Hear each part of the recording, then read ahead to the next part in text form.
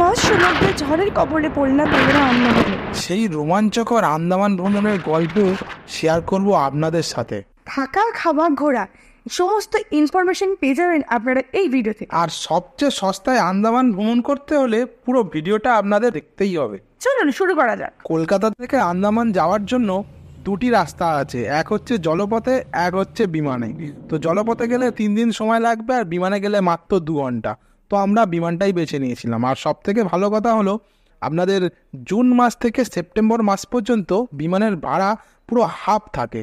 তো আমরা সেটাকেই কাজে লাগিয়ে আমরা করেছিলাম কি, সেপ্টেম্বরের প্রায় শেষের দিকে আমরা গিয়েছিলাম, তাই জন্য 3 মাস আগে থেকে ফ্লাইটের টিকিট কেটে রেখেছিলাম। ভাড়া পড়েছিল মাত্র 6,000 টাকা। অবশেষে আমাদের যাওয়ার দিন চলে এসেছে। হ্যাঁ, দিনটা ছিল 15 সেপ্টেম্বর, আর আমরা বেরিয়ে গেছিলাম ভোর 5টার সময়, কারণ আমাদের ফ্লাইট ছিল সকাল 7টার সময়। তো আমরা বাবা মাকে টাটা দিয়ে আমরা চলে গেলাম, এয়ারপোর্টের ভেতর ঢুকে গেলাম। আর গিয়ে দেখি সর্বনাশ না, কি হয়েছে, আমাদের ফ্লাইট ছিল 7টা, কিন্তু ওটা লেট করে টাইম দিয়েছে 8টা। তো ঠিক আছে, আমরা যা করে 8টাতে ম্যানেজ করলাম। তারপর ফের নোটিফিকেশন এলো আরও 8 ঘন্টা লেট। কিন্তু এদিকে যে আমাদের জাহাজের টিকিট কাটা 11টায়, মানে আমাদের হাতে থাকবে মাত্র 15 মিনিট, তার মধ্যে আমাদের জাহাজটা ধরতে হবে। এবার বলে রাখি, আন্দামান ভ্রমণ প্রচুর রকমের কাস্টমাইজ করে বানানো যায়। তো আমাদের প্রোগ্রামের ফার্স্ট ছিল নীল আইল্যান্ড। প্রথম দিনই আমরা চলে গেছিলাম নীল আইল্যান্ড, তারপরে গেছিলাম হ্যাভলক, তারপরে এসছি পোর্ট ব্লেয়ার। পোর্ট ব্লেয়ারে ঘুরে তারপর আবার কলকাতা ব্যাক করেছিলাম। টোটাল আমাদের 7 দিনের প্রোগ্রাম ছিল। সো আপনাদের এক দ্বীপ থেকে অন্য দ্বীপ যেতে গেলে জাহাজ তো করতেই হবে। ওখানে জাহাজ 2 রকমের পাওয়া যায়, এক হচ্ছে গভর্নমেন্ট, একটা হচ্ছে প্রাইভেট। গভর্নমেন্ট জাহাজ টিকিট পাওয়া খুবই কষ্টকর, 4-5 দিন আগের টিকিট তো অবশ্যই কাটতে হবে। তো আমরা পেয়ে গিয়েছিলাম আগে থেকে, 5-6 দিন আগে আমি টিকিটটা কেটে নিয়েছিলাম, যার ভাড়া পড়েছিল 800 টাকা। আর প্রাইভেট জাহাজ 1500 টাকা থেকে শুরু। তো যারা প্রাইভেট অথবা গভর্নমেন্টের জাহাজের টিকিট কাটতে চাইছেন আমাকে কমেন্ট করুন, কমেন্টে আমি ওয়েবসাইটটা দিয়ে দেবো। তো অবশেষে আমাদের ফ্লাইট 10:30 ল্যান্ড করলো। দেন ব্যাগ চেকআউট তো আছেই, 15 মিনিট সময় লেগে গেল। তারপরে এয়ারপোর্ট থেকে বেরিয়ে দেখি ট্যাক্সি দাঁড়িয়ে আছে। তো আর দেরি না করে মাত্র 150 টাকায় দরদাম করে উঠে পড়লাম, এবং পুরো 11টা বাজে 2 মিনিট আগে জেটি গেটের সামনে নামিয়ে দিল। আমরা ছুটতে লাগলাম জাহাজের দিকে। সিকিউরিটি ওয়াকি টকি দিয়ে জানিয়ে দিল যে এখনও প্যাসেঞ্জার বাকি আছে, এবং সিকিউরিটি লোকেরা আমাদের খুব কোঅপারেট করলো। খুব তাড়াতাড়ি ডকুমেন্টস ভেরিফিকেশন করে আমাদের লাগেজগুলো নিয়ে গেল। তারাও ছুটতে গেল জাহাজের দিকে, আমাদেরকে পাঠিয়ে দিল। দেন আবার কি, আমরা সেই জাহাজটা পেয়ে গেলাম। ভেবেছিলাম সরকারি জাহাজ মানে নর্মাল একটা জাহাজ হবে, কিন্তু ভেতরে ঢুকে দেখি পুরো এসি করা, আর সিটগুলো মোটামুটি ভালোই ছিল, আর রং করা ছিল। আর সরকারি জাহাজটা আমি মেনলি বেছেছি কারণ বেসরকারি জাহাজে বাইরের দিকে যাওয়া যায় না, বাইরের দিকে যে পুরো সমুদ্রকে ভালোভাবে দেখবো সেটা দেখা যায় না। কিন্তু সরকারি জাহাজে ওরকম কোনো বাধা নেই, বাইরের দিকে গিয়ে সুন্দর এই যে এই প্রাকৃতিক সৌন্দর্য আপনারা অনুভব করতে পারবেন। 11টা তো বেজে গেছে, আমাদের তো খুব জোর খিদে পেয়েছে, আর সোনিয়ার মাথাও ঘুরছিল। তো সোনিয়া বুদ্ধি করে রাত্রিবেলায় পরোটা আর কি এনেছিলে? পরোটা আর মাংস, চিকেন। পরোটা চিকেন কষা টিফিন কোটোর মধ্যে নিয়ে নিয়েছিল। তো এই তাড়াহুড়ো ছোটাছুটির মাঝখানে আমরা তো কোনো দোকান বা কোথাও কিছু দাঁড়াতেই পারিনি। তো ভাগ্যবশত ওই টিফিনটা আমরা এখন লাগেজ থেকে বার করে খেয়ে নিয়েছি। আর আমাদের এই পোর্ট ব্লেয়ার থেকে নীল আইল্যান্ড যেতে সময় লাগবে 1.5 ঘন্টা। তো 1.5 ঘন্টা আমরা খুবই আনন্দের সহিত এই জাহাজটা চড়ছি। জাহাজ থেকে নেমেই সমুদ্রের ভিউ দেখতে আমরা পৌঁছে গেলাম অবশেষে নীল আইল্যান্ডে। এবং সেখানে আমাদের প্রথম কাজ হচ্ছে রুম খোঁজা, কারণ আমরা তো কোনো ট্রাভেল এজেন্সি বুক করিনি। সামনেই পেয়ে গেলাম একটা বড় হোটেল, তার ভাড়া বলছিল 2,000 টাকা, কিন্তু দরদাম করে না কোনো লাভ না। অবশেষে একজন স্কুটি রেন্টের লোক আমাদেরকে ডেকে বললো আমাদের কাছে 800 টাকার ঘর আছে, চলুন আর সঙ্গে আমাদের স্কুটি নিয়ে নিন, এটার দাম মাত্র 500 টাকা। তো আর কি, আমরা স্কুটিও পেয়ে গেলাম আর রুমটাও পেয়ে গেলাম। নীল আইল্যান্ডে ঢোকার আগে আপনাদের কিছু ইনফরমেশান দিয়ে রাখি। এই নীল আইল্যান্ডে কিন্তু কোনো ফোনের টাওয়ার ঠিক মতন পাওয়া যায় না, একমাত্র এয়ারটেল পাওয়া যায়। যেহেতু আমাদের কাছে জিও সিম ছিল, সেই জন্য আমরা কী করেছিলাম, ওই পোর্ট ব্লেয়ারেই মানে জাহাজে বসে বসে পরের ডেটে নীল থেকে হ্যাভলক জায়গার টিকিটটা বিকেল 4টের সময় আমরা টিকিট ছিল, ওই টিকিটটা আমরা কেটে রেখেছিলাম। সরি, 4টে নয়, কটার সময় টিকিট ছিল? না 12টার সময়। ও আচ্ছা, হ্যাঁ 12টার সময় টিকিট ছিল। তো আপনারাও যদি এরকম করতে চান তো পারলে ওখানে বসেই কেটে নেবেন, কারণ নীল আইল্যান্ডে ফোনের টাওয়ার ঠিক মতন পাওয়া যায় না। আর আপনারা যদি 2জন যান তো অবশ্যই আপনাদের জন্য স্কুটি রেন্টটাই সব থেকে ভালো হবে। তো স্কুটি আর ঘর যদি আপনারা ফোন নাম্বার চান তো কমেন্টে আমাকে মেসেজ করুন, কমেন্ট করুন, আমি জানিয়ে দেবো, তাদের নাম্বার দিয়ে দেবো। প্রায় 2টোর সময় আমরা রুমে ঢুকলাম। খিদেও পেয়েছে খুব জোরে। রুমটা যেহেতু ছিল একদম জঙ্গলের ভিতরে, আশেপাশে কোনো দোকানও ছিল না। এই হোটেলেই খাবারের ব্যবস্থা ছিল, ওদেরকে জাস্ট অর্ডার করলাম, 8 ঘন্টার মধ্যে ওরা খাবারও রেডি করে দিল। দুপুরে খাবার ছিল 180 টাকায় ডিম ভাত, তার মধ্যে ছিল সর্ষে ডাঁটা, আলু ভাতে আর ডাল, আর তার সঙ্গে ছিল লাল লাল ঝাল ঝাল ডিমের ঝোল, সেটা ও অর্ডার করেছিল। আর আমি খেয়েছিলাম 200 টাকায় মাছ ভাত, আর এই ছিল মাছের পিস, দেখতেই পাচ্ছেন লাল লাল ঝাল ঝাল, মোটামুটি খাওয়ার মতোই ছিল। খাওয়া দাওয়া তো হয়ে গেল, এবারে একটু শুয়ে রেস্ট নিতে নিতে চোখে নিলাম যে নীল আইল্যান্ডে আমরা কোথায় কোথায় ঘুরবো। নীল আইল্যান্ডটা খুবই মানে ছোট্ট একটা আইল্যান্ড। এটা যদি একটা প্লাস চিহ্ন ধরা হয়, সোজা গেলে আপনারা 4 কিলোমিটার আর মাইনাসে গেলে 2 কিলোমিটার। নীল আইল্যান্ডে ঘোরার কিছু কিছু জায়গা হচ্ছে Bharatpur sea beach, Lakshmanpur sea beach, Sitapur sea beach. তো আমরা যেখানে হোটেল নিয়েছি এটা হচ্ছে ভরতপুর সি বিচের মানে 500 মিটারের মধ্যে। তো আরেকটা আছে হ্যাঁ ন্যাচারাল ব্রিজ। আর এই পুরো নীল আইল্যান্ড ঘুরতে বেশি তেল খরচাও হয় না। আমরা ভরে নিয়েছিলাম মাত্র 40 টাকার পেট্রোল, আর ওখানে আন্দামানে পেট্রোলের দাম কম, 40 টাকা, ওখানে হচ্ছে 70 টাকা লিটার। তো আমরা 40 টাকা ভরে নিয়ে পুরো সব জায়গা ঘুরবো। চলুন ফার্স্টে যাওয়া যাক ন্যাচারাল ব্রিজ। তারপর দুপুরবেলা খাওয়া দাওয়ার পর রেস্ট নিয়েই চলে গেলাম ন্যাচারাল বিচে। সেখানেই ছিল কোরাল, মানে ওটাই হচ্ছে মেন ভিউ নীল আইল্যান্ডে। তো সেখানে গিয়ে তো আই এম তো অবাক, বিভিন্ন রকমের মাছ, বিভিন্ন রকমের কাঁকড়া, নানান রকমের রং বেরঙের কোরাল। ও মাই গড, আমি এত কিছু একসঙ্গে দেখতে ফেলেছি, মানে এটা জাস্ট স্বপ্ন ছিল। আর আরেকটা কথা কি জানেন তো, নীল আইল্যান্ডের আরেক নাম কিন্তু কোরাল আইল্যান্ড। এত কিছু দেখে 1 ঘন্টা সময় কাটানোর পর না হঠাৎ করে আকাশটা পুরো কালো হয়ে গেল, আর হঠাৎ করে কিছু না বলেই ঝমঝম করে বৃষ্টি পড়ে গেল। আমরা তো ভিজে গেছি এবং ভাবলাম যে অন্য যে সাইড ভিউগুলো দেখবো, কিন্তু আকাশটা কালো হওয়ার পর না পুরো সন্ধ্যে নেমে এলো এবং আমাদের বাড়ি ফিরে যেতে হলো। সারা রাত মুষলধারে বৃষ্টি হওয়ার মানে সন্ধ্যা থেকে বৃষ্টি হওয়া শুরু হয়েছে আর পুরো ভোর অব্দি বৃষ্টিটা হয়েছে। তো সেই জন্য মানে আমরা একটু বাইরে বেরোতেও পারিনি আর কোনো খাবারও খেতে পারিনি। তো আমি না বুদ্ধি করে বাড়ি থেকে কিছু ড্রাই ফ্রুট নিয়ে গেছিলাম, যেমন কেক, বিস্কুট, বাড়ির তৈরি কিছু স্ন্যাক্সও বানিয়ে নিয়ে গেছিলাম এবং সেটা এই রাতে খেয়ে আর পাঠিয়ে দিলাম। দ্বিতীয় দিন সকাল হতেই সোনিয়াকে সকাল সকাল ডেকে নিলাম, চলো বৃষ্টি থেমে গেছে এবার বেরিয়ে পড়ি। আর আমাদের কাছে ছিল দার্জিলিংয়ের সেই বড় ছাতা, ওই ছাতা আর স্কুটিতে তো হেলমেট ছিলই। তো আমরা স্কুটি নিয়ে বেরিয়ে পড়লাম। ফার্স্টে চলে গেলাম Sitapur sea beach. Sitapur sea beach ফার্স্টে কেন গেলাম, কারণ হচ্ছে ওটা ওখান থেকে 4 কিলোমিটার দূরত্ব, মানে ওই আইল্যান্ডের শেষ হচ্ছে সীতাপুর।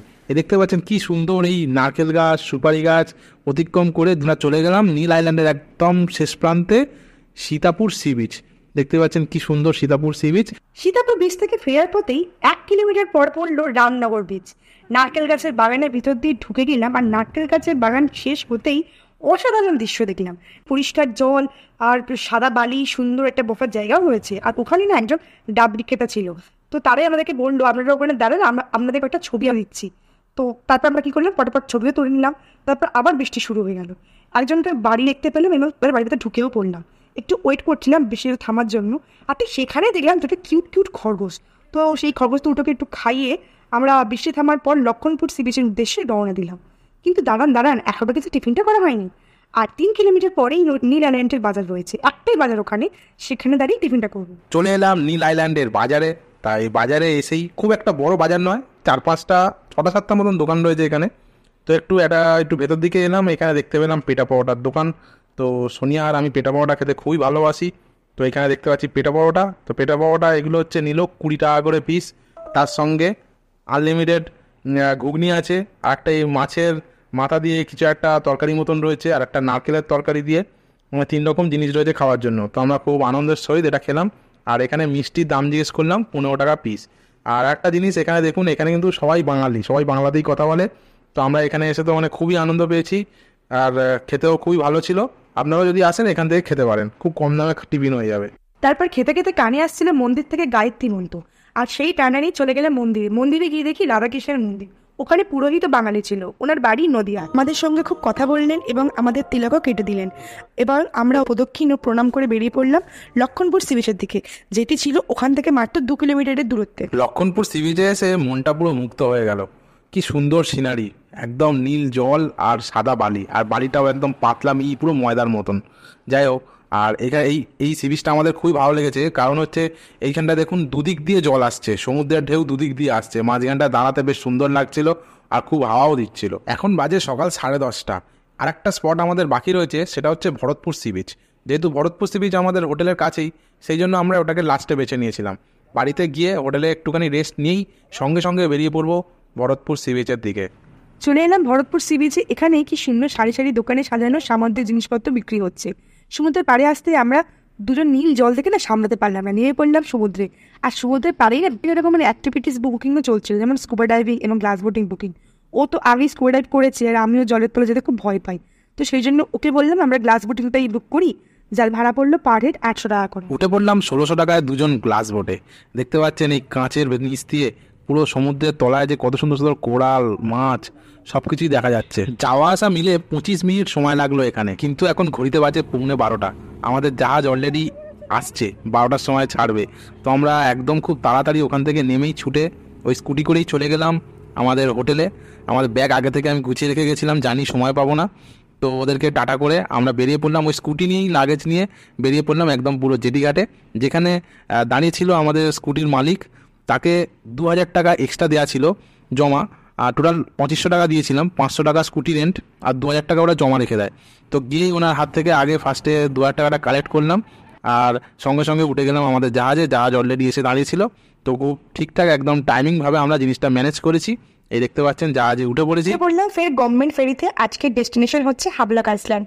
নীল আইসল্যান্ড থেকে হাবলাক আইসল্যান্ড যেতে সময় লাগে 1 ঘন্টা, যার ভাড়া পড়েছিল 800 টাকা পার হেড, যার টিকিটটাও আগে থেকে কেটে রেখেছিল পোর্ট ব্লেয়ারে জাহাজে উঠে। আর এই জাহাজটা নতুন এবং চকচকেও ছিল, ভিতরে এসিও আছে। এই জাহাজে একটা খুব ভালো ঘটনা ঘটেছিল আমাদের সঙ্গে, সেটা হচ্ছে জাহাজের যে ক্যাপ্টেন উনি ওদের ড্যাশবোর্ডে আমাদেরকে ঢুকতে দিয়েছিল, কিন্তু সেটা ভিডিও ফুটেজ তুলতে পারিনি, কারণ তারা তুলতে অ্যালাউ করেনি। আমরা ভেতরে ঢুকে না অনেক কিছু জিনিস দেখেছি, যেমন হচ্ছে জাহাজের জিপিএস, জাহাজের স্টিয়ারিং, আর বিভিন্ন ধরনের ম্যাপ, যন্ত্রপাতি, কম্পাস, অনেক বিশাল বড় কম্পাস। জাহাজের ভিতরে এসি থাকলেও ভিতরে মন বসছিল না, খালি মনে হচ্ছিল বাইরের দিকে দাঁড়িয়ে থাকি।